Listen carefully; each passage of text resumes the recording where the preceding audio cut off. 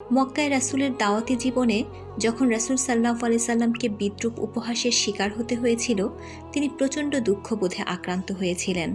তখন তার প্রিয় মানুষদের সান্ত্বনা আর অনুপ্রেরণা বাড়িয়ে তুলেছিল তার আত্মবিশ্বাস।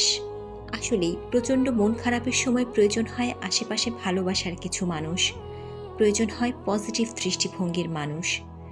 জীবনের গল্প এক এক জায়গায় এক এক রকম। একজনের জীবনের ঘটনা আরেকজনের জীবনের সাথে মিলবে না।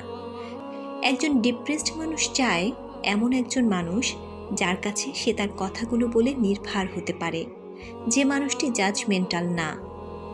চারপাশ ঘেরা পজিটিভ দৃষ্টিভঙ্গি, সান্ত্বনা, উৎসাহ, অনুপ্রেরণা, ভালোবাসা একজন ডিপ্রেসড মানুষের ভালো থাকার কারণ হতে পারে, এনে দিতে পারে তার অস্থির মনে প্রশান্তি।